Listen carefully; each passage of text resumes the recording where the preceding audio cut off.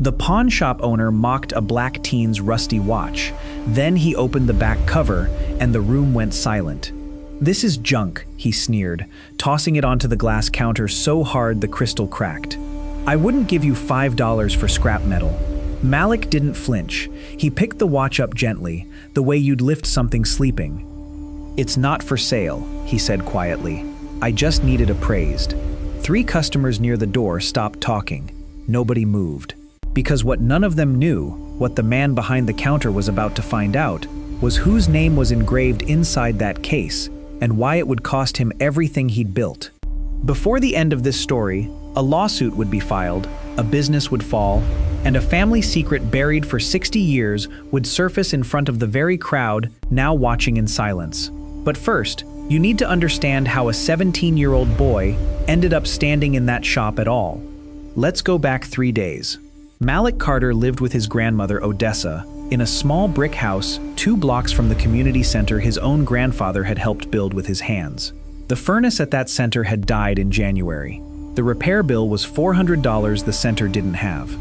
Odessa kept one thing locked in a cedar box on her dresser, a scratched, rusted pocket watch that had belonged to her late husband Otis.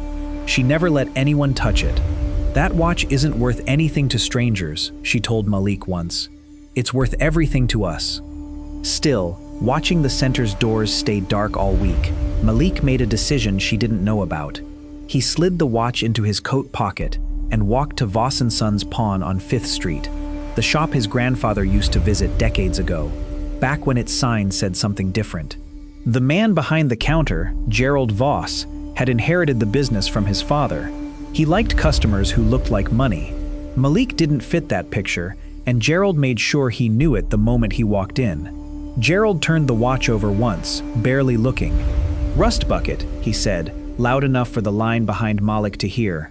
"You people bring me this stuff like it's treasure." A woman near the jewelry case winced. Malik kept his voice level. "Can you just check the inside?" Gerald smirked and flipped it open anyway, more to prove a point than to help.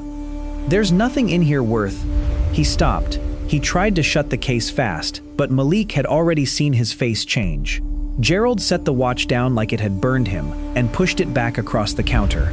"We're done here," he said, "sharper now, smaller now." That was the tell. The louder Gerald got, the smaller the truth was making him. What Malik didn't know yet was where that watch actually came from. 40 years earlier, Otis Carter had pulled a man from a burning delivery truck outside this very shop, back when it was called Rosen's Fine Watches. The owner, half conscious with gratitude, pressed his own late father's railroad watch into Otis's hands and made him promise to keep it running. Otis never told the story twice. He just wound it every Sunday, until the day he couldn't anymore. Gerald was still holding the counter when the shop door opened again. An older man walked in, silver-haired, sharp-suited, carrying a leather folder. He recognized the watch from across the room and went pale himself, for a different reason. "That's my grandfather's watch," he said, "the one he gave to the man who saved his life." He turned to Gerald. "You just told a customer this was worthless?" The room that had gone silent for Malik now went silent for Gerald. Every face that had watched him sneer now watched the color drain from his own. He opened his mouth. Nothing came out. Same counter. Same crowd. Different man shaking now. The story didn't stay inside that shop. A customer had recorded the whole exchange, and by morning it had 2 million views. The original Rosen family, the silver-haired man's relatives, froze all dealings with Voss & Sons within the week. 3 other former customers came forward with their own recordings of Gerald undervaluing items brought in by black patrons, and a formal discrimination complaint followed, backed by receipts going back years. Within a month, Gerald Voss no longer owned a business with his name on the door. Odessa never sold the watch.